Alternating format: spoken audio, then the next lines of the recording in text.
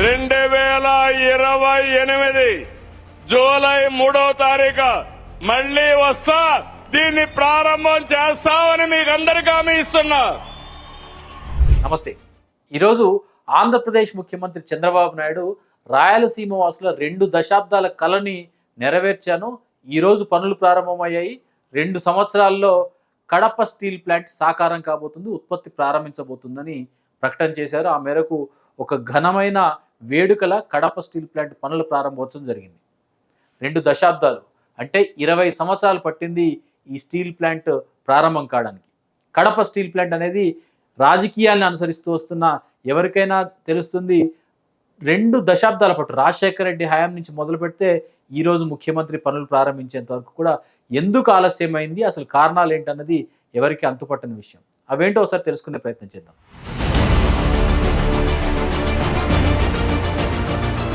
Kadapa steel plant ప్రస్తుతం JSW Rayalaseema integrated steel plant పేరుతో 2 million టన్నుల వార్షిక కెపాసిటీ అంటే 2 మిలియన్ టన్స్ ప్రతి సంవత్సరానికి ఉత్పత్తి చేసే సామర్థ్యంతో ఈ స్టీల్ ప్లాంట్ ప్రారంభం కాబోతుంది. 2 దశల్లో, మొదటి దశలో 1 మిలియన్ టన్ను, అలాగే రెండవ దశలో 2 మిలియన్ టన్ను, 16,000 కోట్ల రూపాయల పెట్టుబడులు ఇక్కడికి రాబోతున్నాయి. దేశంలోనే ఇది ఒక గర్వకారణమైన స్టీల్ ప్లాంట్గా, దేశంలోనే ప్రఖ్యాత స్టీల్ ప్లాంట్గా దీన్ని తీర్చిదిద్దబోతున్నాము అని చంద్రబాబు నాయుడు ప్రకటన చేశారు. మరి ఎందుకు ఇంత సమయం పట్టింది, ఎక్కడ అవరోధాలు వచ్చాయంటే 3 కారణాలు ప్రధానంగా చెప్పాల్సి ఉంటుంది. మొదటిది ప్రకృతిపరమైన అవినీతి, అలాగే ప్రకృతి సాంకేతికపరమైన అంశంగా చెప్పుకోవచ్చు. రెండోది రాష్ట్ర విభజన, మూడోది రాజకీయం. మొదటి నుంచి చెప్పుకున్నాం. బ్రహ్మణి స్టీల్స్ పేరుతో గాలి జనార్దన్ రెడ్డి ఇక్కడ ప్లాంట్ పెట్టడానికి ప్రారంభించారు. రాజశేఖర రెడ్డి హయాంలో బ్రహ్మణి స్టీల్స్కి 10,000 ఎకరాలని కేటాయిస్తూ, అంటే అందులోనే దీనికి ప్లాంట్ స్టీల్ ఉత్పత్తికి అవసరమైన మైనింగ్ని వీటన్నిటి కూడా చేసుకోవడానికి అనుమతులన్నీ కూడా జారీ చేస్తూ రాజశేఖర రెడ్డి అనుమతులన్నీ ఇచ్చారు, ఒక భారీ ప్రకటన చేశారు. కడప స్టీల్ ప్లాంట్ అందరూ చెప్తూ ఉంటారు, పదే శంకుస్థాపనలు జరుగుతాయి కానీ పనులు ప్రారంభం కావాలి. ఈరోజు ఆ పనులు కూడా ప్రారంభమయ్యాయి. శంకుస్థాపన మాత్రం 2007లో జరిగింది. గాలి జనార్దన్ రెడ్డి బ్రహ్మణి స్టీల్స్ని ప్రకటించిన తర్వాత ఓబులాపురం మైనింగ్ కేసులో ఆయన ఇరుక్కోవడము, రాజకీయం జరగడము, ఆయన జైలుకు వెళ్ళడము, ఓబులాపురం మైనింగ్ సంబంధించిన యాక్టివిటీ మొత్తాన్ని కూడా నిలుపుదల చేయడం, అవినీతి ఆరోపణతో కడప స్టీల్ ప్లాంట్కి మొట్టమొదటి బ్రేక్ పడింది. ఆ తర్వాత జరిగింది రెండో పెద్ద బ్రేక్, అదే రాష్ట్ర విభజన.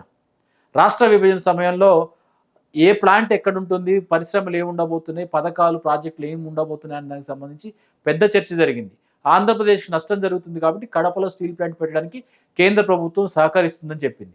కేంద్ర ప్రభుత్వం సహకరిస్తుందని చెప్పింది కానీ రాష్ట్ర విభజన జరిగిన తర్వాత కడపలో స్టీల్ ప్లాంట్ పెట్టడానికి SCIL steel authority of India limited ద్వారా ఒక సర్వే చేయించింది.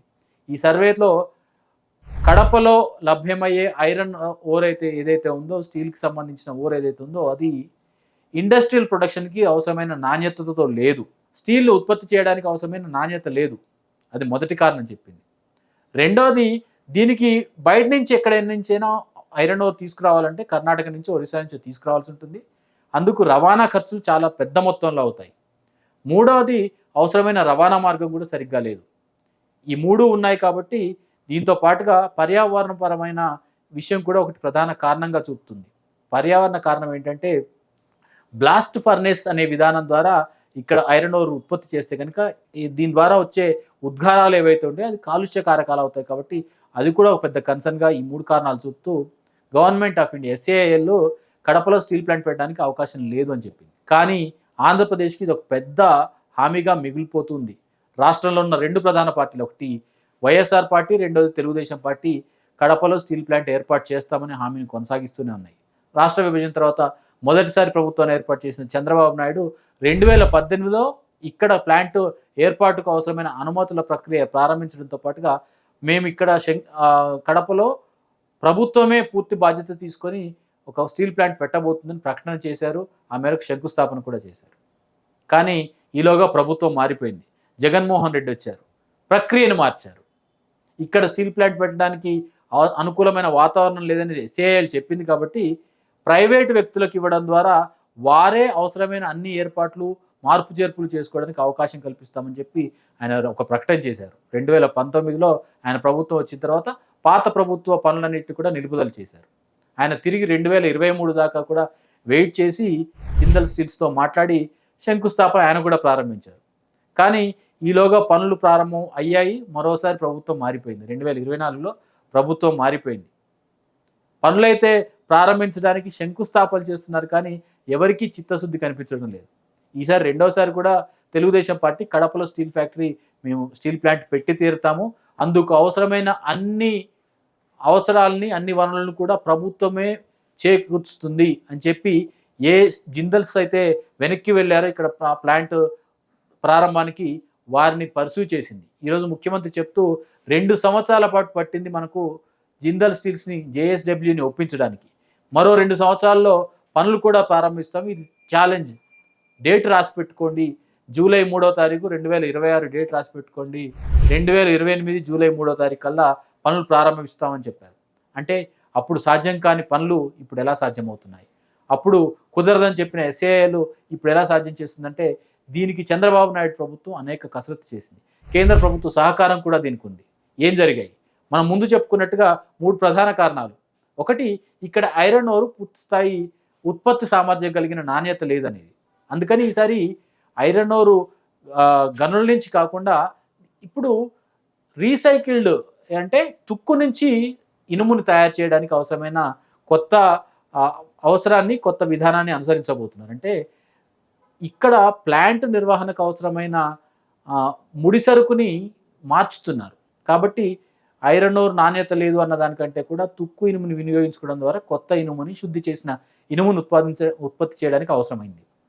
రెండోది, బ్లాస్ట్ ఫర్నేస్కి బదులు ఇప్పుడు ఎలక్ట్రిసిటీ ఫర్నేస్ని వాడుతున్నారు. ఎలక్ట్రిక్ ఫర్నేస్ని వాడడం ద్వారా ఖచ్చితంగా దీనికి అవసరమైన విద్యుత్తు, ఇంతకుముందు అవసరమైన బొగ్గో మరొకటో పెద్ద ఎత్తున అవసరం ఉంటుంది. కాబట్టి ఆ అవసరాన్ని తగ్గించడం ద్వారా పర్యావరణం యొక్క ఉద్గారాలని, అంటే కాలుష్యాన్ని తగ్గించడం ద్వారా ఆ ప్రమాదాన్ని రెడ్యూస్ చేయగలిగారు.